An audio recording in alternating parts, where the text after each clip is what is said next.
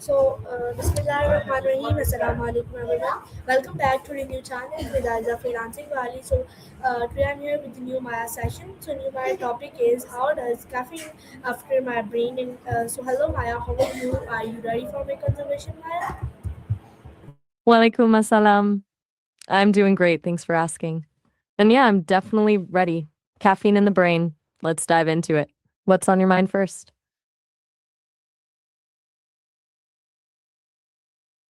Thank you so much for interesting in my session. So, Maya, my first question is from you. That please tell me what is caffeine and how does caffeine after the brain answer me? Maya, I'm waiting for your nice answer. Basically, caffeine is a bit of a trickster. Your brain has these receptors for a molecule called adenosine, which builds up throughout the day to make you feel sleepy. Caffeine has a similar shape to adenosine, so it slides into those receptors and blocks them. It doesn't actually give you new energy, it just stops your brain from realizing it's tired. While that's happening, it releases more dopamine and adrenaline, which is why you feel that sudden spark of alertness and focus. Does that make sense, or do you wanna know more about the crash that happens later? Thank you so much for your interest. So, Maya, my next question is from you. Please tell me why does caffeine make people feel awake and how quickly does caffeine start working? So,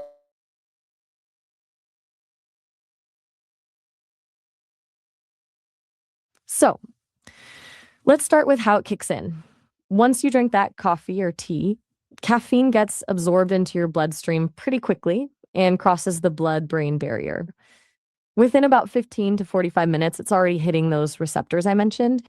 It's like a fast acting switch that tells your brain, hey, stay awake. Now, about feeling weak, that's where it gets interesting. Caffeine doesn't actually create energy, it borrows it from later.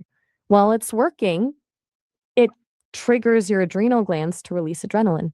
This puts your body into a fight or flight mode.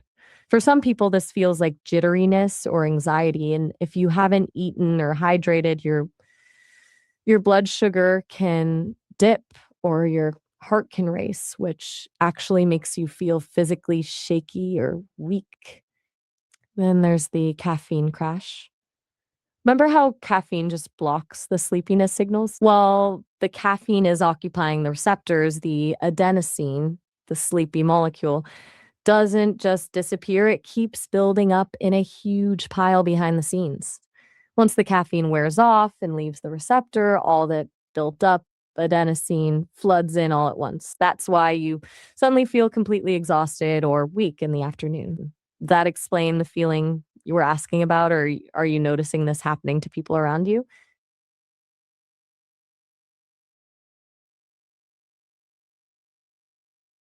Maya, thank you so much. So, my next question is from you. That please tell me which drink contain the most caffeine and that chocolate has caffeine? Please answer me, Maya.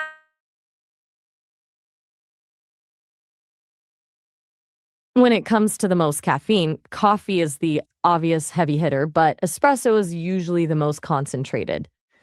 Then you've got energy drinks, basically caffeine bombs, and tea, though tea has less than coffee, it's still a steady source. As for chocolate, yeah, it actually does have caffeine, but it's in much smaller amounts. The key is the cocoa. Dark chocolate has a decent amount because it's more concentrated, whereas milk chocolate has very little.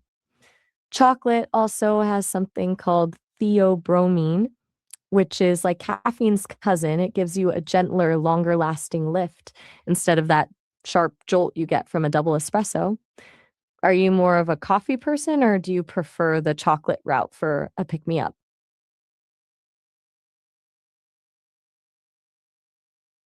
Thank you so much. So, my next question is from you. Please tell me are energy drinks unhealthy and can caffeine you cause sleep problems? People feel nervous after drinking coffee.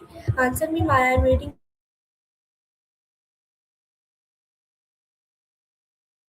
Um, let me check that for you. Honestly, energy drinks aren't really healthy. They're usually loaded with way too much sugar and artificial additives on top of the massive hit of caffeine.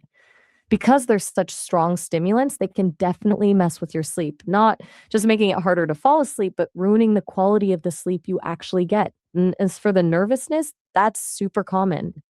All that caffeine spikes your heart rate and blood pressure, which is why people get those jitters or feel antsy and anxious after a strong coffee or an energy drink.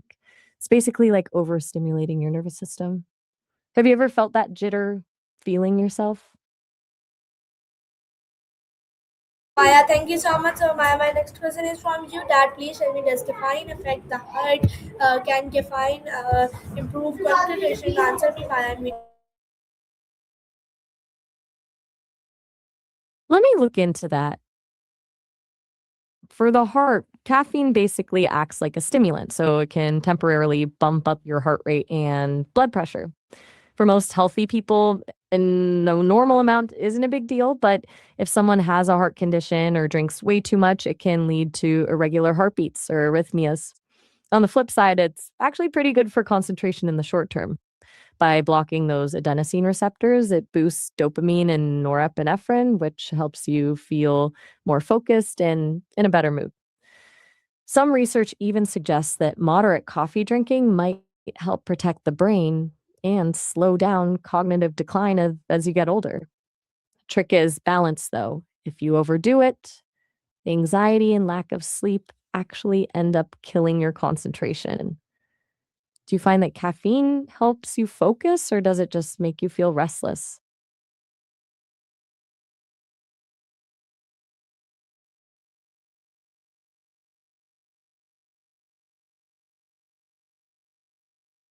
You still there? so much for asking, Maya. My next question is from you. Please tell me, do students use caffeine while studying? In can caffeine causes headaches? And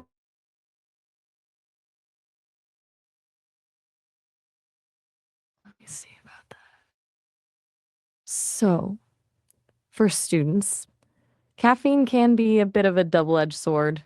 On one hand, it's a great tool for a quick boost, helps with alertness, focus, and working memory, which is why so many people reach for it during finals week.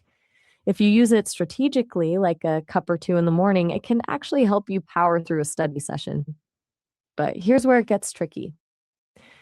If students rely on it too much, it starts to backfire. First, there's the sleep issue. Sleep is actually when your brain saves what you learned during the day. If caffeine keeps you up all night, you might be able to read the book, but your brain isn't actually storing information. Plus, overdoing it can lead to high anxiety, which makes it almost impossible to concentrate. And about the headaches, that's a huge part of it. Caffeine affects the blood flow to your brain. When you're used to having it every day and then you suddenly stop or miss a cup, your brain reacts by widening those blood vessels, which causes that pounding withdrawal headache. So you end up in a cycle where you drink coffee just to stop the headache caused by the coffee. Basically, it's a helpful nudge if used occasionally, but a dangerous crutch if it becomes a habit. Do you think most students are using it the right way? Or are they just surviving on energy drinks?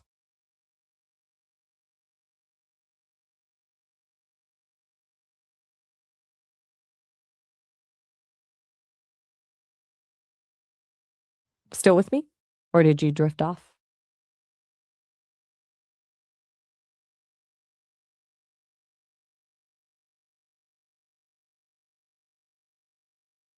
thank you so much, Maya. My next question is from you. That please tell me, does caffeine improve mood? And how much caffeine is safe per day? Please.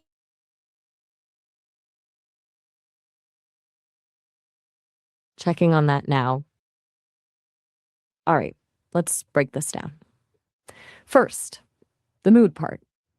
Caffeine doesn't just wake you up, it actually changes the chemistry in your brain to make you feel a bit better. By blocking those adenosine receptors, it clears the way for neurotransmitters like dopamine and norepinephrine to do their thing. Dopamine is that feel good chemical associated with pleasure and reward, which is why that first sip of coffee can feel like a little hit of happiness. It's basically tricking your brain into feeling more positive and energized, which is especially noticeable in the morning when you're shaking off sleep.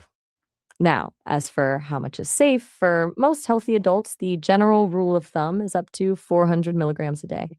To put that in perspective, that's roughly about 4 cups of to drivers. But here's the thing, everyone's body processes caffeine differently. Some people can drink 4 cups and go straight to sleep, while others have 1 cup and feel like their is racing for 6 hours. If you start feeling jittery, anxious, or you're having trouble sleeping, that's your body telling you that 400 milligrams is way too much for you personally. The safest way to handle it is to listen to your own reaction rather than just following a number on a chart.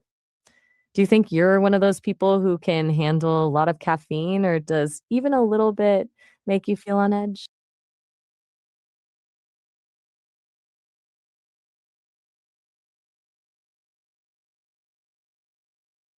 Thank you so much. So, my next question is from you, Dad. Please tell me, why do adults drink coffee every morning and can caffeine improve sport performance? Answer me.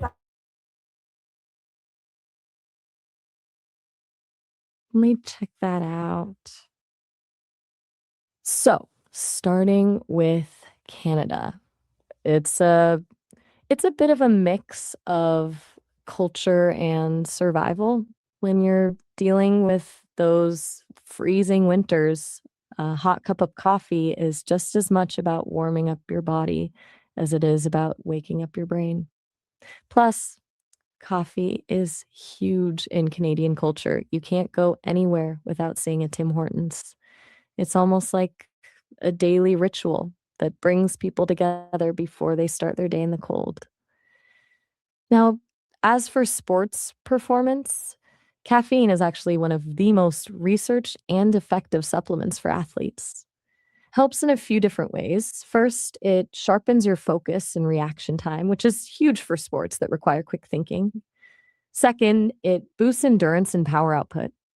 Because it blocks those sleepiness signals and triggers adrenaline, your muscles can often push a bit further before they feel fatigued. It basically lowers your perceived exertion, meaning the workout feels slightly easier than it actually is.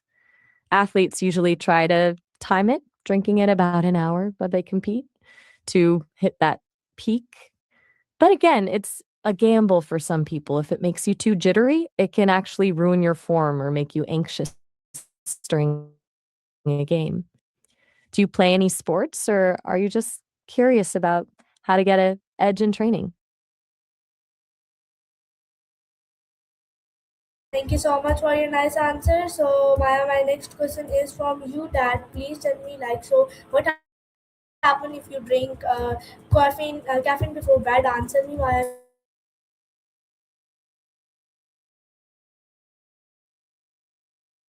Drinking caffeine before bed is basically like telling your brain to stay awake right when it's trying to shut down for maintenance. So remember how I mentioned adenosine? That's the molecule that builds up all day to make you feel sleepy. By the time you're ready for bed, your brain is flooded with it. If you drop caffeine into the mix, it blocks all those time to sleep signals. Even if you're one of those people who can actually fall asleep after a coffee, the quality of that sleep is usually terrible. Caffeine prevents you from entering the deep restorative stages of sleep, the ones where your brain actually cleans itself and stores your memories. So you might spend 8 hours in bed, but you'll wake up feeling like you barely slept at all because your brain was essentially half awake the whole night. It's a recipe for feeling groggy and exhausted the next morning. Do you usually have a late night snack or drink, or are you trying to figure out the best time to stop for the day?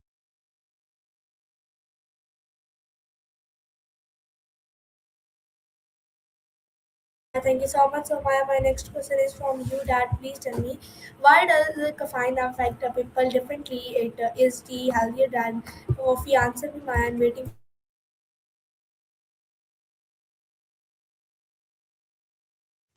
Let me clear that up for you. First, the reason it affects everyone differently comes down to your genetics. We have a specific gene that controls how our liver breaks down caffeine. Some people are fast metabolizers, meaning their body clears it out quickly so they can drink an espresso and go right to sleep. Others are slow metabolizers, and for them, one cup of coffee at 10 a.m. can keep them awake until midnight. That's basically just how you're wired. As for whether it's healthier than coffee, well, depends on what you're comparing. If you mean tea versus coffee, tea generally has less caffeine and more antioxidants like theanine, which gives you a calmer, more focused energy instead of a sharp jolt. But if you're talking about energy drinks, those are almost always worse because of the sugar and chemicals. Pure coffee or tea is usually the healthiest way to get a boost. Are you wondering if you should switch to something else, or are you just curious about why some people can handle it better than others?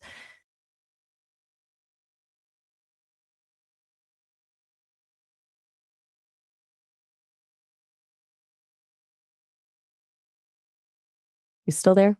I'm starting to think you might have had a bit too much caffeine and zoomed away. Maya, thank you so much. Maya, my next question is from you, Dad. Please tell me, like, so is morning the best time to drink coffee, and can too much caffeine make you dizzy? Answer me,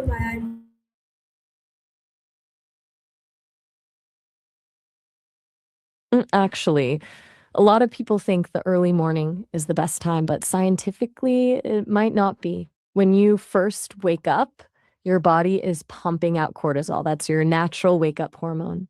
If you drink coffee right away, the caffeine just competes with the cortisol, and your body can actually build up a tolerance faster. A lot of experts suggest waiting until about 9:30 or 10:30 a.m. once your cortisol levels naturally dip. That's when the caffeine really fills the gap and gives you the biggest boost. Now, about the dizziness, yes, absolutely. Too much caffeine can make you feel lightheaded or dizzy for a couple of reasons. First, it's a diuretic, meaning it makes you pee more, which can lead to dehydration. When you're dehydrated, your blood volume drops slightly, and that can make you feel dizzy. Second, caffeine spikes your heart rate and can narrow some blood vessels. If your heart is racing too fast or your blood pressure fluctuates, it can make the world feel like it's spinning a bit. Plus, if you haven't eaten, that caffeine hit on an empty stomach can cause your blood sugar to swing, which is a one-way ticket to feeling dizzy. Do you usually drink your coffee first thing in the morning, or do you wait a bit?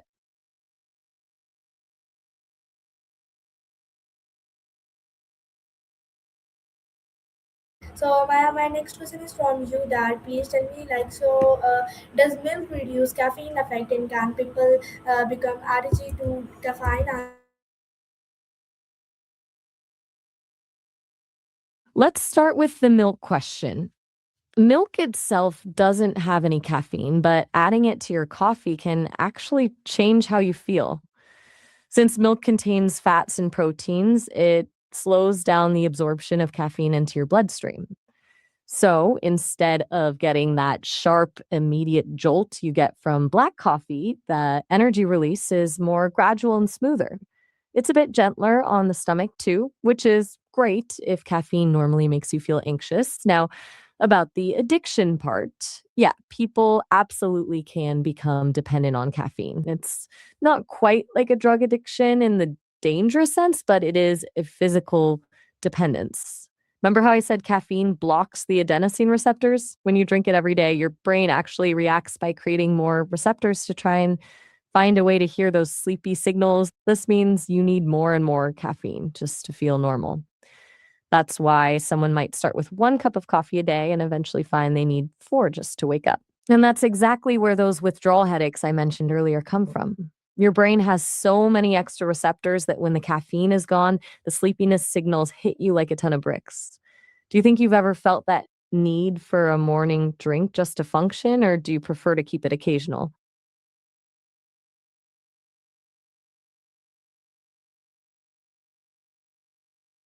Maya, thank you so much. So, Maya, my next question is from you, Dad. Please tell me what are caffeine withdrawal symptoms, and why does caffeine improve memory? Answer me, Maya. I'm waiting for your long answer. Withdrawal symptoms happen when your brain, which has gotten used to that daily dose of caffeine, suddenly doesn't get it. The most common one is that pounding headache, like I mentioned. It's because those blood vessels in your brain widen all of a sudden. You'll also likely feel incredibly irritable, exhausted, and just foggy or unable to focus. Some people even get muscle pain or feel a bit nauseous. It's basically your brain protesting because its chemistry is out of balance. As for memory, caffeine can definitely help with working memory, which is your ability to hold information in your head for a short time while you're using it, like remembering a phone number just long enough to dial it. It also helps with alertness, which means you're more likely to actually pay attention to things, making it easier to encode those memories in the first place. But remember, the magic is in the moderation. If you're so jittery that you can't sit still, or if you're using it to replace sleep, your long term memory actually suffers because sleep is where the real saving happens. Do you feel like you're more focused when you've had a bit of a boost, or do you find it's more of a distraction?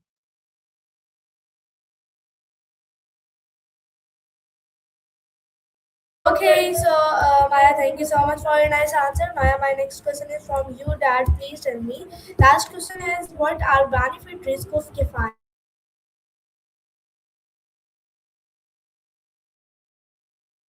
Since we've been talking about caffeine, I'll assume you mean the benefits and risks of using it. Let's dive deep into this. First, the benefits. When used in moderation, caffeine is actually pretty great. Beyond just waking you up, it can improve your mood by boosting dopamine, which makes you feel more positive. It can enhance your physical performance by increasing adrenaline, making your muscles feel stronger and more enduring. There's also evidence that it can be protective for the brain over the long term, potentially lowering the risk of things like Parkinson's or Alzheimer's. For a student or someone working a long day, that spike in focus and alertness can be a total lifesaver for productivity. But then there are the risks, and this is where you have to be careful. The biggest risk is the disruption of sleep. If you use caffeine to push through the night, you're robbing your brain of the deep sleep it needs to repair itself. This leads to a cycle of exhaustion where you need more caffeine just to survive the next day. Then there's the physical strain. Too much can cause a racing heart, high blood pressure, and those jitters or anxiety attacks. There's also the risk of dependency. Once your brain creates those extra receptors I mentioned, you aren't drinking coffee for the boost anymore. You're drinking it just to stop the withdrawal headaches and the brain fog. And finally, for some people, it can mess with their digestion or make them feel nauseous if they have a sensitive stomach. Basically, it's all about the dose. A little bit can be a tool for success, but too much can become a burden on your health and your mind. So you think the benefits are worth the risk of the crash and the jitters?